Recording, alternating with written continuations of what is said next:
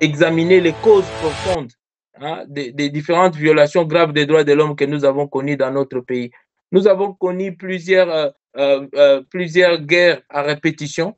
Il est temps aujourd'hui qu'on puisse voir quelles sont les causes, les vraies causes de ces conflits et résoudre pour que nous puissions avoir une paix durable en République démocratique du Congo. Quand l'Ouganda a été condamné par la Cour internationale de justice à payer notamment 325 millions de dollars à titre de dommages et intérêts par rapport à son agression en République démocratique du Congo. Donc, le gouvernement congolais a créé un fonds spécial de réparation des victimes.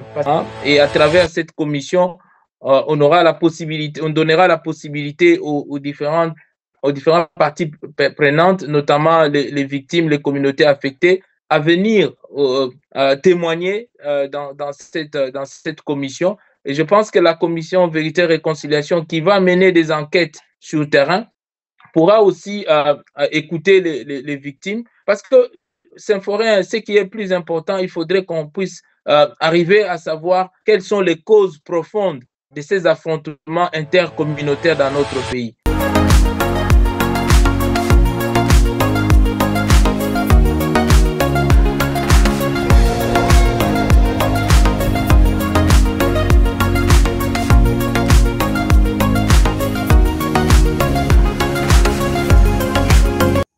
De partout où vous nous suivez, soyez le bienvenu dans votre nouveau numéro de votre magazine depuis les États-Unis d'Amérique.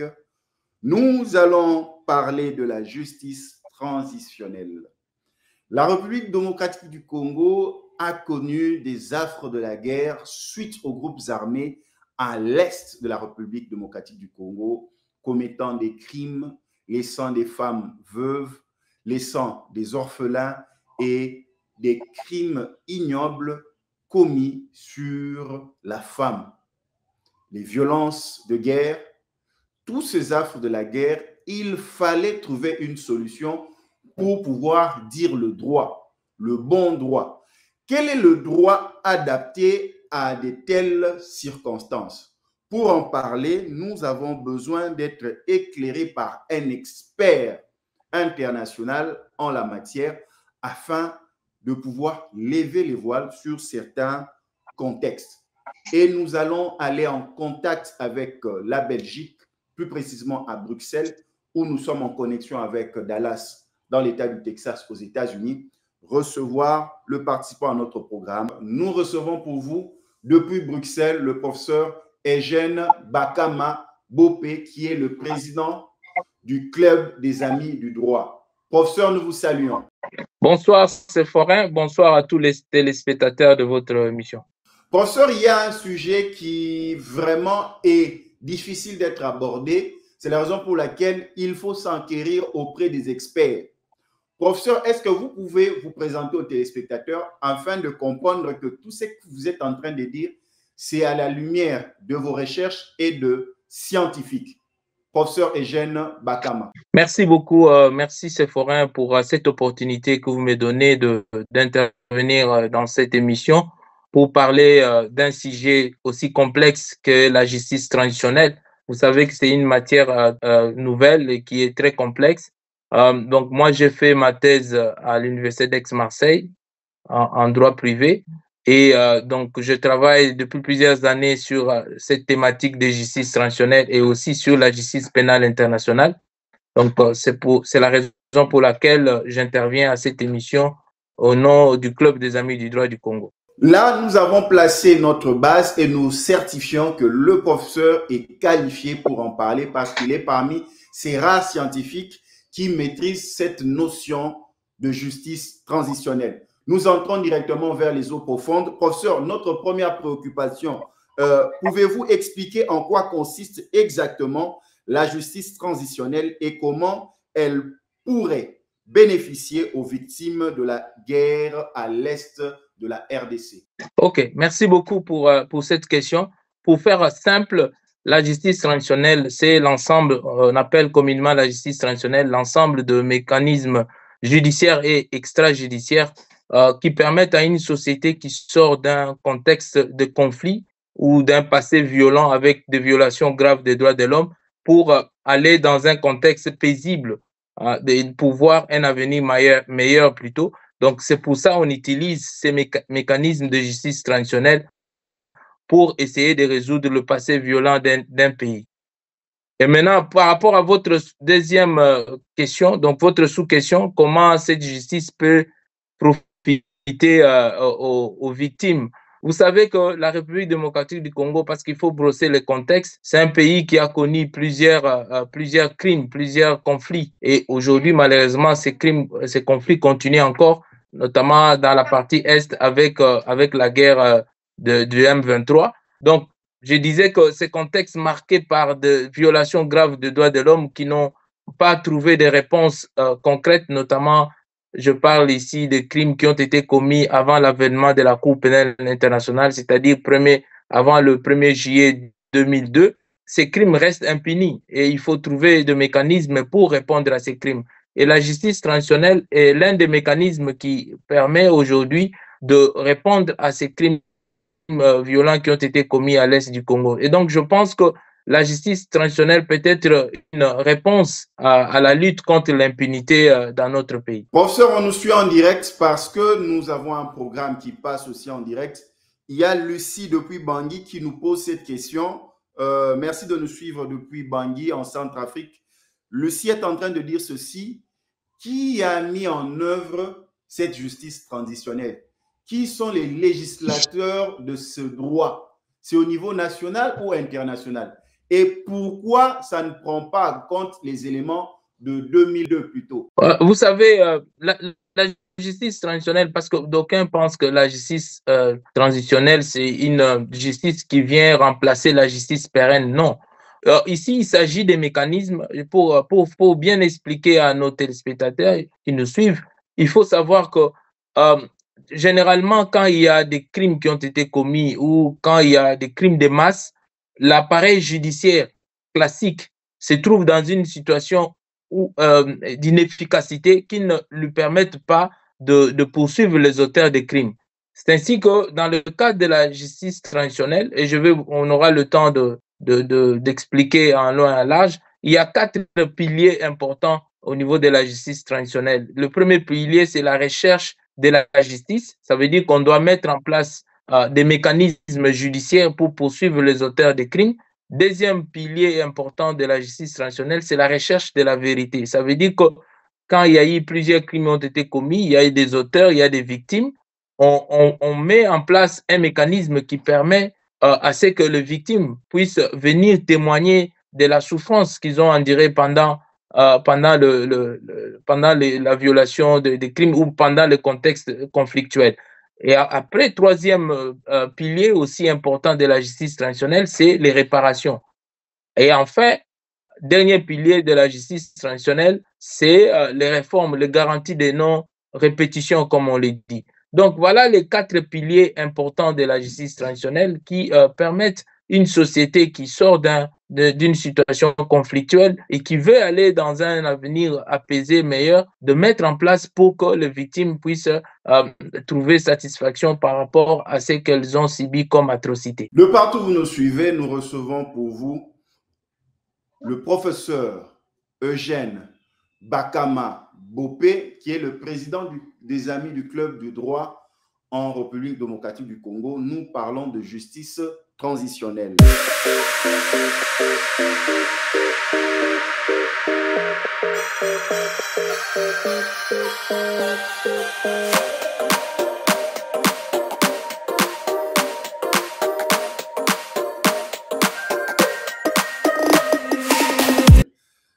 Professeur, quelles sont les implications concrètes de la justice transitionnelle pour les individus et les communautés qui ont été victimes de violences à l'est de la RDC? Et j'ajoute ceci, nous parlons des M23, plus précisément maintenant en République démocratique du Congo. Est-ce que cette justice transitionnelle permet d'atténuer la crise liée aux groupes armés? Professeur Eugène. Vous savez, la difficulté dans la mise en œuvre de la justice transitionnelle, c'est aussi le fait que si on est dans un contexte de guerre, comme c'est le cas aujourd'hui, c'est difficile de mettre en œuvre ces mécanismes. Donc, il faudrait attendre que la situation conflictuelle puisse être résolue pour qu'on puisse alors mettre en œuvre le mécanisme de justice transitionnelle. Et comme c'est pour dire que les mécanismes de justice transitionnelle, ce sont des mécanismes qui s'appliquent dans un contexte post-conflit. Alors que pour l'instant, si vous regardez la situation de la RDC, nous sommes encore dans une situation de conflit. Il y a encore la guerre et ce serait difficile de mettre en place tous les mécanismes de justice transitionnelle. Par ailleurs, il y a moyen de commencer déjà à réfléchir sur la politique nationale de justice transitionnelle. Et peut-être que quand la situation conflictuelle va être résolue, à ce moment-là, on pourra mettre en place des mécanismes de justice transitionnelle. Ici, il faut signaler que en République démocratique du Congo, l'avènement au pouvoir du président Tshisekedi, qui au départ disait qu'il n'allait pas fouiner dans le passé, mais qui après a pris des mesures après les consultations nationales avec les forces vives de la nation. Le président de la République avait fait une déclaration le 20 décembre 2020, je pense que vous vous souvenez. Dans cette déclaration, il avait fait mention de la justice transitionnelle. Et donc, 2021, le gouvernement de la République démocratique du Congo a commencé à travers le ministère des Droits humains des consultations nationales. Ces consultations avaient pour objectif d'essayer d'avoir les points de vue des victimes par rapport à quelle justice transitionnelle on veut avoir en République démocratique du Congo. Donc, c'est pour vous dire qu'il y a eu tout un processus et la justice transitionnelle, c'est un processus qui est long, hein, qui peut prendre des années, mais là, on peut dire qu'il y a déjà une volonté politique de la part au plus haut niveau de la République démocratique du Congo, notamment le président de la République qui veut qu'il y ait mise en œuvre des mécanismes de justice transitionnelle. Le président de la République qui voudrait maintenant fouiner, malgré qu'il avait dit au début qu'il ne va pas fouiner, et maintenant par rapport à réhabiliter le bon droit, il faut aller fouiner le passé. Professeur, nous allons poser une question qui nous vient de Béni. Là, nous avons notre compatriote Amissi qui dit ceci: comment le processus de justice transitionnelle peut-il contribuer à restaurer la confiance des victimes envers les institutions gouvernementales et le système judiciaire congolais, et surtout plusieurs mises en œuvre du gouvernement pour pouvoir créer la quiétude, la paix au sein des populations à l'est de la RDC, mais cela, on va se le dire sans s'acacher, cela ne prend pas vraiment les effets escomptés. Et nous avions même les gouvernements militaires avec le gouverneur militaire pour pouvoir rétablir la paix, mais cela aussi est resté un peu mitigé. Et là, par exemple, nous avons Amissi de Béni qui pose la question: comment cet impact de justice transitionnelle peut rétablir la confiance entre le gouvernement et le système judiciaire congolais afin de donner la paix à la population congolaise? Oui, c'est une excellente question. Comment restaurer cette confiance? Vous savez que quand on regarde dans la pratique, la plupart de nos concitoyens ont une certaine méfiance de la part du fonctionnement de la justice dans notre pays. Et même le président de la République lui-même, si vous avez suivi des interventions qu'il avait faites, il avait fait des critiques à l'égard de cette justice. Il faudrait pour moi, mettre en œuvre des actions concrètes qui peuvent permettre à ce que les citoyens puissent avoir confiance à l'appareil judiciaire. Notamment, il faudrait que les magistrats congolais puissent, comment dirais-je, se mettre au travail pour qu'aujourd'hui, nous puissions avoir une justice qui fonctionne. Vous savez, l'un des problèmes de notre justice, c'est l'absence de moyens. Hein. Ça, c'est une question qui est importante. Quand vous regardez les budgets alloués au fonctionnement de la justice dans notre pays, il est insignifiant. Ça, c'est un premier élément. Deuxième élément, il faudrait qu'on arrive aussi à sanctionner des magistrats. Ça veut dire que si on a le Conseil supérieur de la magistrature, qui est l'organe attitré pour le faire, si on arrive aujourd'hui à sanctionner sévèrement les magistrats qui n'arrivent pas à respecter les règles, à ce moment-là, on verra bien qu'il y aura un changement au niveau du comportement des magistrats et cela peut restaurer la confiance vis-à-vis de la population qui aujourd'hui n'a pas du tout confiance à son appareil judiciaire. Professeur Eugène, une autre question. Quels sont les principaux défis auxquels est confrontée la mise en œuvre de la justice transitionnelle en RDC, en particulier dans l'Est de la République démocratique du Congo? Quels sont les défis? Je pense qu'il est important de savoir, avant de répondre à votre question, la justice transitionnelle en RDC ne va pas simplement être axée sur la partie Est du Congo. Vous savez que quand on regarde les violences ou les violations des droits de l'homme, elles se sont commises aussi dans d'autres parties, notamment au Congo, comment on appelle, Congo central, ancien Bas-Congo, et dans d'autres provinces, au Kasaï notamment aussi. Donc, il ne s'agit pas simplement de dire que la justice transitionnelle sera mise en œuvre notamment à l'Est du Congo. Maintenant, ceci étant dit, par rapport aux défis, il faut savoir que le premier défi de la justice transitionnelle, c'est d'avoir la volonté politique. Parce que quand il n'y a pas de volonté politique, vous ne pouvez pas mettre en place des mécanismes de justice transitionnelle. Donc, d'ailleurs, déjà, la justice transitionnelle est un processus déjà politique en lui-même. Donc, ça veut dire qu'il faudrait qu'on ait la volonté politique. Pour l'instant, on peut dire qu'il y a la volonté politique parce que dans plusieurs de ces discours, le président de la République actuelle a mis en avant la volonté de mettre en place des mécanismes de justice transitionnelle. Mais cependant, on ne doit pas se limiter au discours, il faudrait que cela puisse se traduire par des actes. Aujourd'hui, nous avons un comité scientifique qui a été mis en place, qui a déposé son rapport depuis janvier 2003. Aujourd'hui, on est en janvier 2024. Donc, rien n'est fait à ce sujet-là. Donc, il faudrait que cette volonté politique puisse se traduire en actes, que le gouvernement puisse prendre des mesures pour accélérer la mise en œuvre du processus de justice transitionnelle en République démocratique du Congo. Deuxième défi important de la justice transitionnelle, c'est les moyens. Comme vous le savez, le processus de justice transitionnelle est un processus qui est long et coûteux. Ça veut dire qu'il faudrait qu'il y ait des moyens. Si l'État n'arrive pas à mettre en œuvre des moyens, à débloquer des moyens pour la mise en œuvre des mécanismes de justice transitionnelle, il y aura un problème difficile à résoudre. Donc, je pense que là, ce sont des défis principaux dans la mise en œuvre de mécanismes de justice transitionnelle, notamment en République démocratique du Congo.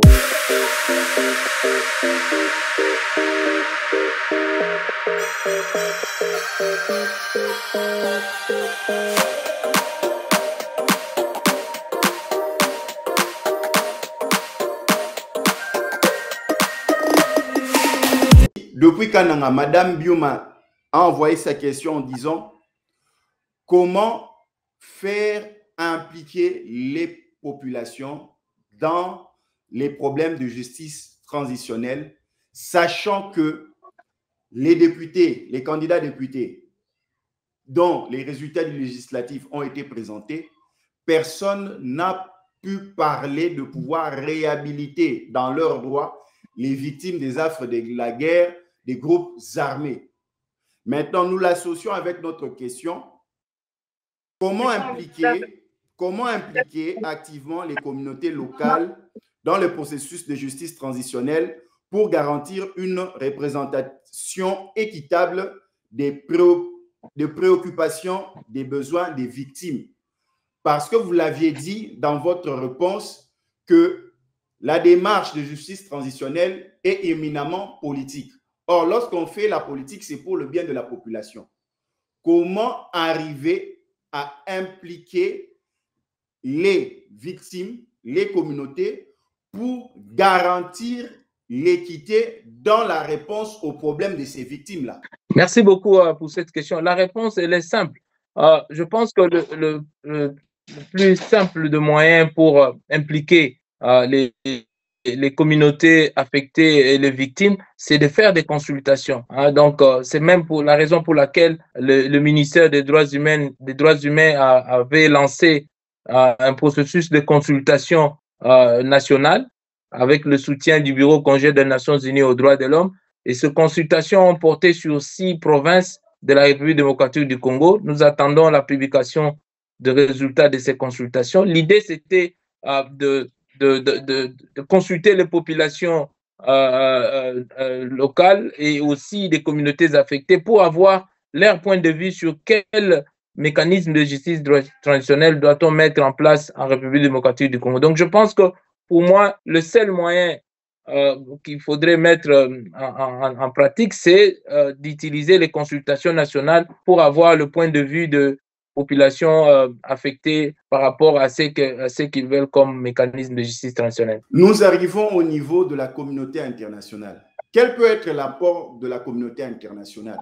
Parce que à chaque fois quand la République démocratique doit prendre de telles décisions, il y a toujours l'implication des Nations unies, l'implication de l'Union africaine, l'implication d'autres bailleurs sur ces questions essentielles.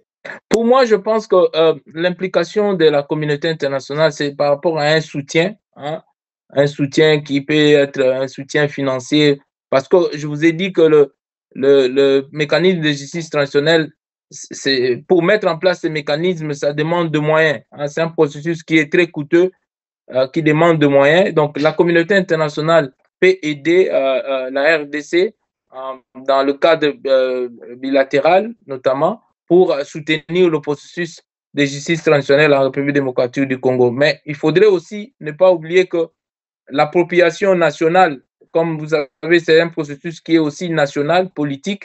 Il faudrait que l'État puisse mettre les moyens appropriés pour que les mécanismes de justice transitionnelle soient mis en œuvre.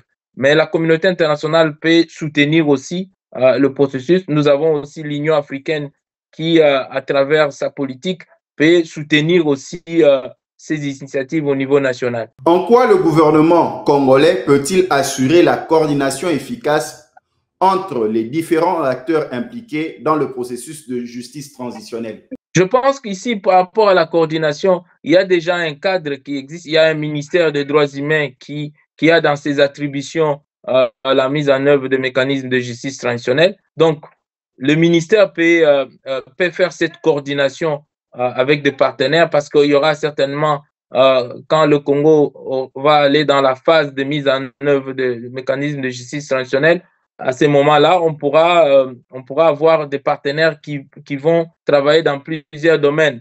Et le ministère des droits humains peut faire cette coordination entre les différents partenaires qui veulent soutenir la République démocratique du Congo. Nous avons cette question qui nous vient de Goma par Nyota. Nyota dit ceci: il y a plusieurs communautés dans un même secteur ou regroupement qui se sont affrontées. Donc, les communautés se sont levées et se sont confrontées entre elles. Comment la justice transitionnelle peut faire pour remettre ces communautés ensemble? Et moi, j'associe avec cette question: comment la justice transitionnelle peut-elle contribuer à la réconciliation entre les communautés affectées par les violences à l'est, par exemple, de la RDC? Oui, je pense que par rapport à cette question, le deuxième pilier de la justice transitionnelle, qui est la recherche de la vérité, peut constituer une réponse à cela.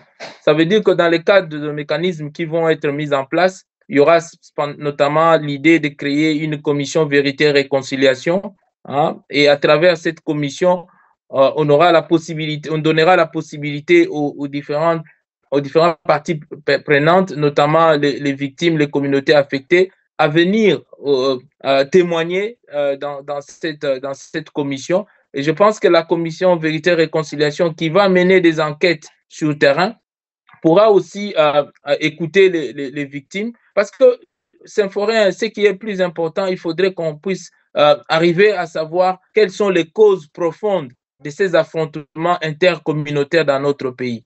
Et ça devient un phénomène qui devient inquiétant, parce que quand on regarde au nord-est, quand on regarde au Kasaï, quand on regarde au Congo central et même ici vers Bandundu, il y a plusieurs affrontements, il y a plusieurs conflits interethniques dans notre pays. Et il est important de savoir les causes profondes de ces conflits interethniques et trouver des solutions qui soient durables pour que la paix puisse régner. Et je pense que les mécanismes de justice transitionnelle qui sera mis en place pourra permettre à résoudre ces problèmes. De partout où vous nous suivez, nous recevons pour vous le professeur Eugène Bakama Bopé, qui est le président du Club des Amis du droit. Il est expert en question de justice transitionnelle. Nous sommes en train d'échanger.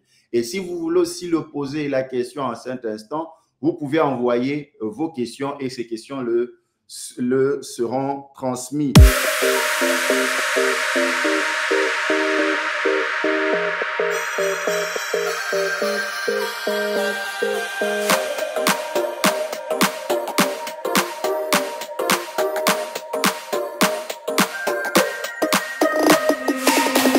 Et nous arrivons à cette préoccupation.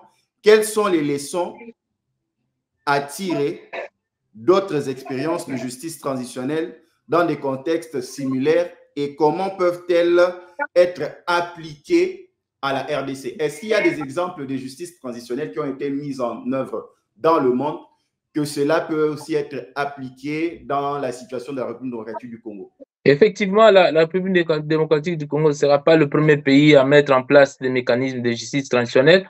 Quand on voit simplement dans les contextes africains, nous avons déjà l'Afrique du Sud qui, après l'apartheid, a mis en place une commission vérité et réconciliation, hein, et pour aider à ce qu'il y ait réconciliation dans ces pays.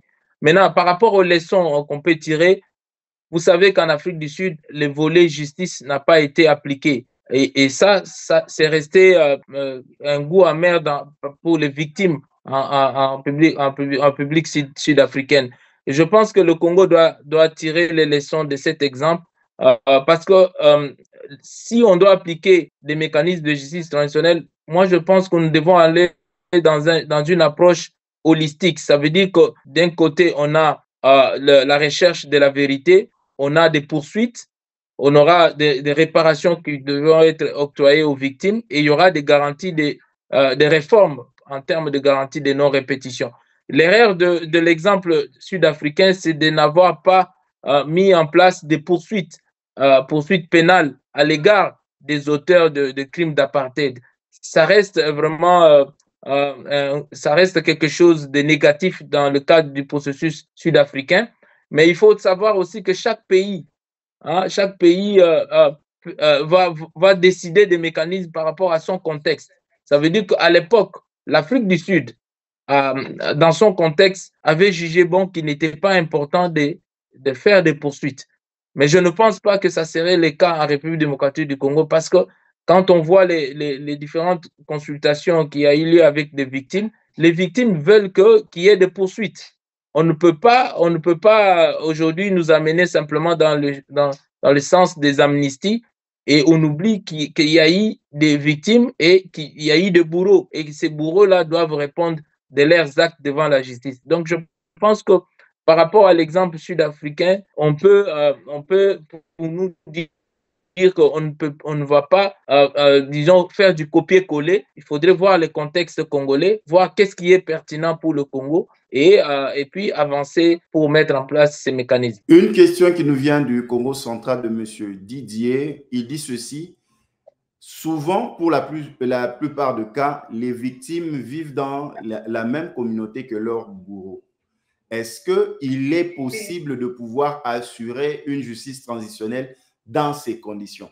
C'est vrai que ça, c'est une question qui est très, très difficile.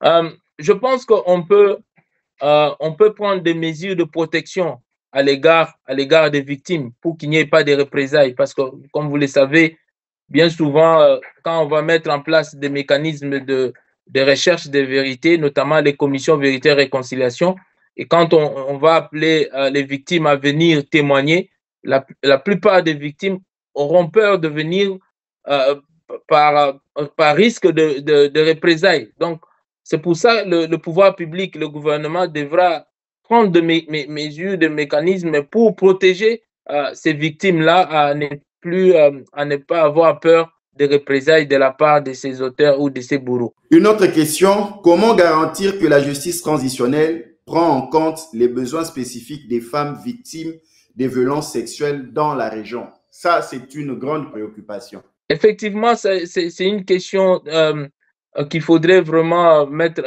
résoudre parce que, vous savez, les violences sexuelles ont été considérées comme étant armes de guerre à l'est du Congo et il faudrait des mécanismes, des mesures de protection pour, euh, pour les victimes. Et je pense que l'État doit prendre des mesures, hein, à son niveau pour que la dimension genre puisse être prise en compte, pour que les victimes, ces victimes de violences sexuelles puissent avoir un soutien psychosocial aussi, parce qu'il ne s'agit pas simplement d'engager des poursuites, mais il faudrait aussi voir la situation particulière de ces victimes de violences sexuelles qui généralement sont rejetées dans leur communauté, hein, victimes par rapport à ce qu'elles ont subi comme atrocité, mais victimes aussi par rapport au rejet de la communauté. Et donc, c'est ce qui pousse certaines des victimes à ne pas venir témoigner. Donc, l'État devra prendre des mesures pour protéger suffisamment ces victimes de violences sexuelles. Et donc, je pense qu'il y a lieu dans le cadre de la politique nationale de justice transitionnelle qui sera mise en place en République démocratique du Congo, de tenir compte de cette spécificité des crimes qui ont été commis, notamment les crimes à caractère sexuel en République démocratique du Congo. Vous êtes aussi en train de nous suivre sur notre page Facebook Wangila Connect. Vous nous suivez. Il y a Madame Diane Foura depuis Paris. Elle dit ceci, c'est la première fois qu'elle parle, c'est la première fois qu'elle puisse tomber sur un sujet de justice transitionnelle et c'est la première fois de voir un expert congolais dans ce domaine. Qu'est-ce qu'il faut pour plus de sensibilisation dans ce domaine? Et moi, j'ajoute aussi cette question, quel rôle les médias peuvent-ils jouer dans la sensibilisation du public et la promotion de la compréhension de la justice transitionnelle en RDC? Mais la réponse à votre question, elle est déjà dans cette question que vous venez de poser, le rôle des médias. Les médias peuvent jouer un grand rôle dans la sensibilisation, Mais notamment pour jouer de un la rôle, il faut les population. experts.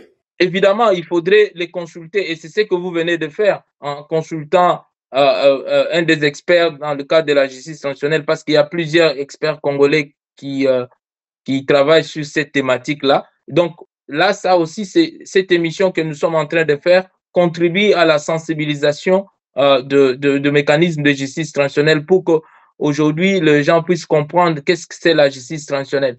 Vous savez, je vais vous raconter une anecdote. Nous étions une fois à une formation à Ouvira.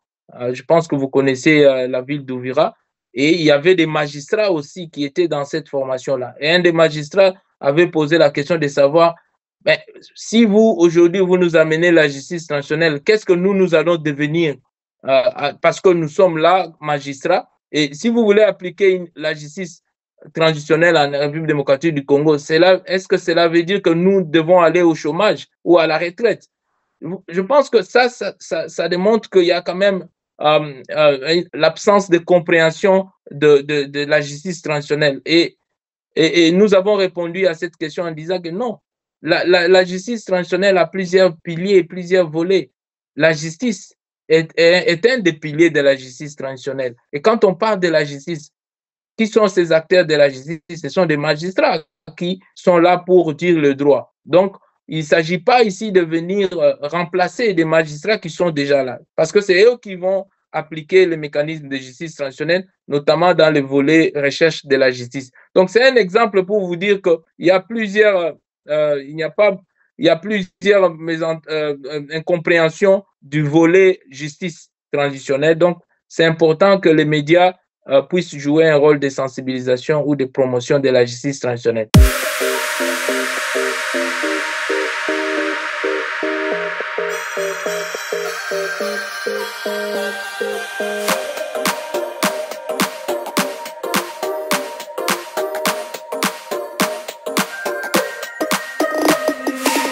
Nous avons Maître Enoch, qui est avocat au barreau de Kinshasa, Matete. Il place sa question en disant « La justice est une grande forêt et sur le plan pratique, si une victime doit saisir la justice transitionnelle, quelle est la juridiction à saisir? Par où elle doit commencer ?»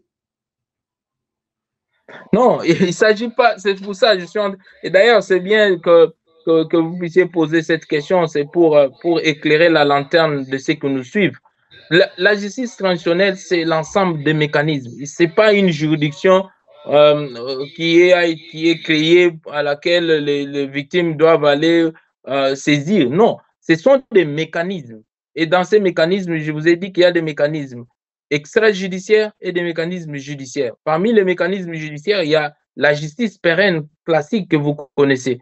Ça veut dire que si aujourd'hui, après la guerre, et que le gouvernement congolais décide de mettre en place ces mécanismes de justice transitionnelle, dans le volet justice, ça veut dire qu'il y aura des poursuites. Dans le volet recherche de la vérité, on va mettre en place ce qu'on appelle les commissions vérité et réconciliation. Okay? Aujourd'hui, déjà, dans le cadre de la République démocratique du Congo, nous avons une commission vérité et réconciliation provinciale au Kasaï. Après les actes de Kamwena Sampou, il y a une commission vérité provinciale qui a été mise en place pour connaître de ce qui s'est passé au Kasaï. Donc, dans ces volets-là, il y aura des victimes qui vont venir témoigner et le bourreau aussi. Après, un autre volet important de mécanisme de justice transitionnelle, c'est les réparations. Ça veut dire qu'on devra penser comment octroyer des réparations aux victimes. Et enfin, il y aura des réformes dans le cadre des garanties de non-répétition. Donc, il ne s'agit pas d'une justice classique, mais il s'agit d'un ensemble de mécanismes. Nous avons au Katanga maître Mélanie qui dit ceci. Elle est présidente d'une association de survivantes de viol. Elle pose cette question en disant cet élément. Les viols dans les familles sont élevés. Est-ce qu'une victime de viol peut exiger aussi ce mécanisme de justice transitionnelle? Vous savez, nous avons, s'il y a une infraction, parce que le viol est une infraction, n'est-ce pas? S'il y a une infraction qui est commise, il y a des mécanismes qui sont prévus. Il y a des cours et tribunaux qui sont là. Ici, dans le cadre de la justice transitionnelle, on parle d'une situation globale, d'un pays qui sort d'un passé violent et qui veut tourner la page. Il ne s'agit pas simplement de... Il peut aussi s'agir d'une période dictatoriale. Je vous donne l'exemple, pour sortir du cas de la RDC, je vous donne l'exemple de la Gambie. Vous savez qu'en Gambie, il y a eu le régime de Yaya Jammeh pendant plusieurs années. Et quand Yaya Jammeh est parti, donc ils ont mis en place, ils ont décidé de mettre en place une commission vérité et réconciliation. Donc, pour revenir à la question de notre ami, ici, s'il y a un viol qui a été commis, évidemment, il y a des mécanismes qui sont prévus. Ça veut dire que la personne devra saisir le cours des tribunaux. Le parquet est là déjà parce qu'il s'agit d'une infraction. Le parquet va enquêter et après, l'affaire va aller devant le tribunal compétent pour connaître de ces faits-là. Les questions sont tellement abondantes parce que les gens sont intéressés. Nous prenons déjà la dernière ligne droite. Comment s'assurer que les victimes ont accès à des mécanismes de réparation efficaces dans le cadre de la justice transitionnelle? Oui, ça c'est le troisième volet de la justice, du pilier justice transitionnelle, c'est les réparations. Ici, dans le cadre des réparations, il faudrait faire une différence entre les réparations dans le cadre de la justice transitionnelle et les réparations dans le cadre d'un processus judiciaire. Vous savez que dans le cadre d'un processus judiciaire, pour que la victime puisse avoir droit aux réparations, il faudrait que l'auteur de l'infraction soit condamné. OK? Donc, si la personne est acquittée, on ne peut pas octroyer des réparations à la victime. Maintenant, dans le cadre de la justice transitionnelle, cela n'est pas lié à la responsabilité préalable de l'accusé ou de l'auteur de faits. Ici, c'est l'État qui décide dans le cadre de la justice transitionnelle. L'État constate qu'il y a plusieurs victimes et que ces victimes-là, en attendant, par exemple, qu'il y ait des procès, il faudrait qu'on arrive à octroyer des réparations à ces victimes-là. C'est pour ça que l'État peut créer un fonds d'indemnisation pour les victimes. Aujourd'hui, il faut saluer les efforts qui ont été fournis par le gouvernement congolais parce qu'on a mis en place ce qu'on appelle le FONAREV. Le FONAREV, c'est un fonds d'indemnisation des victimes qui a été mis en place. Après, nous avons un autre mécanisme qui soutient le FONAREV qu'on appelle SIAVAR, donc c'est la commission interinstitutionnelle d'aide aux victimes. Il faudrait aussi saluer cet effort au niveau de la présidence de la République, parce qu'on a mis en place ces mécanismes qui permettent d'aider les victimes. Donc voilà, au niveau des réparations, il y a des mécanismes qui existent. Il y a d'ailleurs aussi un autre fonds en République démocratique du Congo qu'on appelle le FRIVAO, qui est le fonds spécial de réparation et d'indemnisation des victimes des activités armées. Ici, vous savez que quand l'Ouganda a été condamné par la Cour internationale de justice à payer notamment 325 millions de dollars à titre de dommages et intérêts par rapport à son agression en République démocratique du Congo. Donc, le gouvernement congolais a créé un fonds spécial de réparation des victimes parce que ces fonds devra gérer les fonds qui devront être, disons, le dommage intérêt payé par l'Ouganda aux victimes, notamment aux victimes de guerre de Kisangani. Donc voilà les trois mécanismes aujourd'hui qui existent, les trois fonds, les FRIVAO, FONAREV et la CIAVA. Ce sont les trois mécanismes qui ont été mis en place en termes de réparation en République démocratique du Congo. Et donc, il faut saluer les efforts à ce niveau-là du gouvernement congolais sur les réparations. Professeur Eugène, une toute dernière question.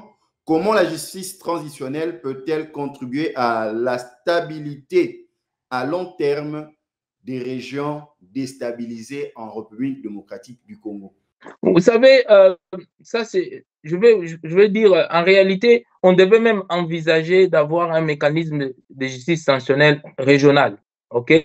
Parce que vous savez que dans la région des Grands Lacs, il y a plusieurs crimes qui ont été commis et qui, malheureusement, continuent aujourd'hui à se commettre. Peut-être que dans le cadre des réflexions, il faut voir comment mettre en place un mécanisme de justice sanctionnelle qui soit régional. Maintenant, pour revenir à l'exemple au cas de la République démocratique du Congo, ce que nous demandons aujourd'hui, c'est qu'il y ait la paix. Et le mécanisme de justice transitionnelle peuvent permettre à ce qu'on puisse avoir une paix durable en République démocratique du Congo, parce qu'on va examiner les causes profondes des différentes violations graves des droits de l'homme que nous avons connues dans notre pays. Nous avons connu plusieurs guerres à répétition. Il est temps aujourd'hui qu'on puisse voir quelles sont les causes, les vraies causes de ces conflits et résoudre pour que nous puissions avoir une paix durable en République démocratique du Congo. Maître Eugène, un dernier mot pour mettre un terme à ce numéro. Nous pensons qu'avec votre agenda, vous allez encore trouver le temps d'être notre invité pour participer à cette grande thématique de justice transitionnelle. Je pense que la justice sanctionnelle n'est pas une panacée, mais au moins, cette justice sanctionnelle peut être une réponse à toutes ces victimes qui attendent aujourd'hui que cette justice soit faite. Parce que ça fait plus de 25 ans qu'il y a des guerres à l'est de la République démocratique du Congo. Et je pense qu'il est grand temps que nous puissions résoudre une fois pour toutes ces conflits armés. Et la justice transitionnelle peut être une voie pouvant aboutir à cet objectif de résoudre une fois pour toutes la situation conflictuelle à l'est de la République démocratique du Congo. Un grand merci, professeur Eugène. Merci à vous. Merci à vous aussi. De partout où vous nous avez suivis, nous étions en connexion avec Bruxelles, où nous avons reçu pour vous le professeur Eugène Bakama Bopé, qui est le président du Club des Amis du Droit. C'est vrai que le professeur a d'autres titres, mais c'est à ce titre que nous allons nous en tenir pour ce programme. Et nous espérons qu'il a répondu à vos préoccupations et nous ne manquerons pas de revenir encore pour un autre numéro de justice transitionnelle avec le professeur Eugène. De partout où vous avez suivi, que Dieu vous bénisse. À la prochaine.